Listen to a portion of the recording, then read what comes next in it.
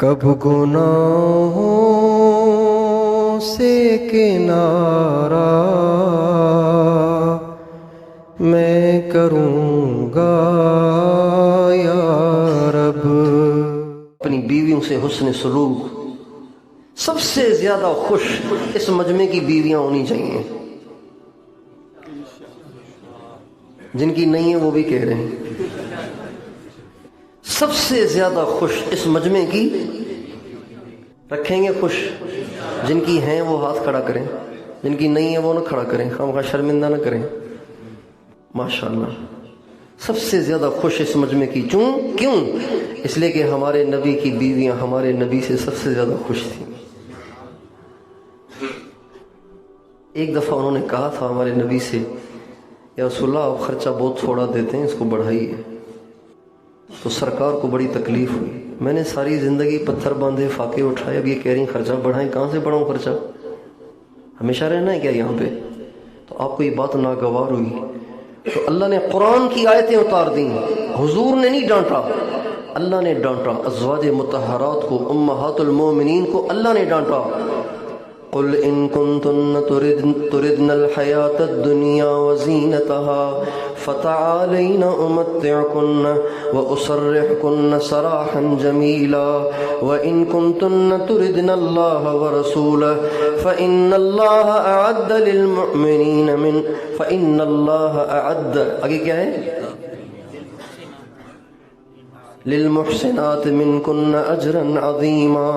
اے میرے نبی آپ تو نہیں ڈانٹتے، اب میری طرف سے آپ ان سے کہیں کہ اے میری بیویوں، اگر تمہیں دنیا چاہیے، دنیا کی زندگی سے پیار ہے اور دنیا کا ساز و سامان چاہیے تو آؤ میں تمہیں سامان دے کے آزاد کر دوں، اور اگر تمہیں اللہ اور اس کا رسول چاہیے تو پھر محسنات کے لیے بڑا اجر ہے۔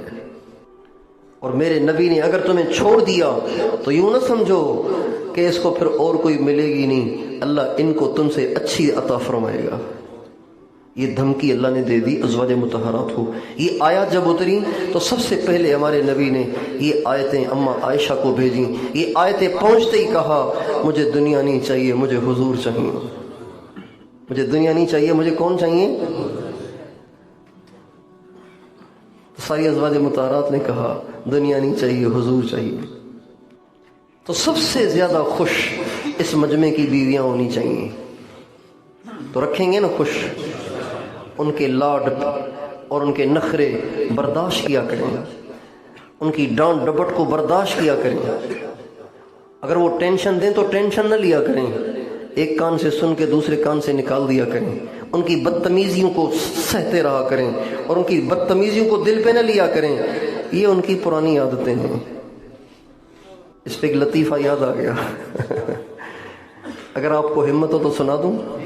ہمارے یہاں سندھ میں ایک درویش گزرے، ان کا نام تھا وطایو فقیر۔ کیا نام تھا ان کا؟ وہ ایک دفعہ گزر رہے تھے تو ایک گدھے نے ان کو ایک لات ماری۔ گدھے نے ان کو تو غصے سے گدھے کو دیکھ کے کہنے لگے جو کہنا تھا وہ تو پہلے سے ہے۔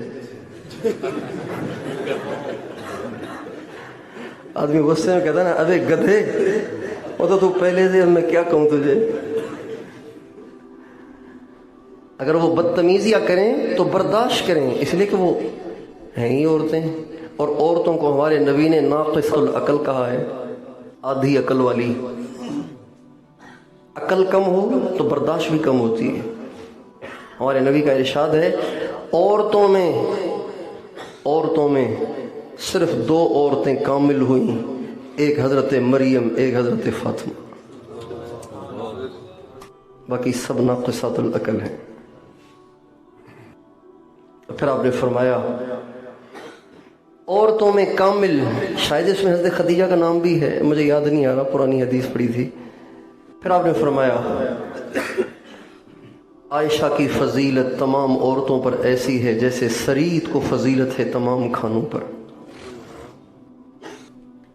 تو عورتیں ناقص ہیں، لہذا ان کی بات کو دل پہ نہیں لینا چاہیے۔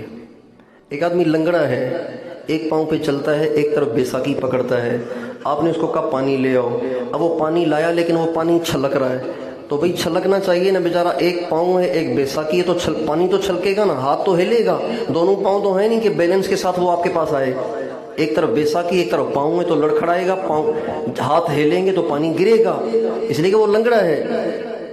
تو اسی طرح عورت کے ساتھ زندگی گزارتے ہوئے عورت کی طرف سے بدتمیزیاں ہوں، عورت کی طرف سے نافرمانیاں ہوں، عورت کی طرف سے الٹی سیدھی باتیں ہوں تو اسے برداشت کرنا ہے، اس لیے کہ وہ لنگڑی ہے، وہ کیا ہے، اس کی عقل اللہ نے رکھی تھوڑی ہے، اب کیا کریں، اس بیچاری کا کیا قصور ہے۔ اور پھر ہمارے نبی کا ارشاد ہے عورتوں کی باتیں برداشت کرو، اس لیے کہ وہ ٹیڑھی پسلی سے پیدا ہوئی ہیں اور پسلی کا ان پہ اثر ہے کہ ہمیشہ ٹیڑھی رہتی ہیں۔ گورے باپ کا جو بچہ ہوتا ہے وہ کالا ہوتا ہے گورا ہوتا ہے؟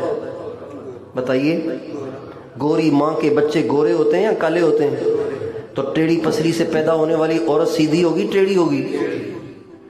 آگے آپ نے عجیب بات فرمائی، ان اقمتہا کسرتہا، اسے سیدھا کرنے کی کوشش نہ کرنا ورنہ ٹوٹ جائے گی۔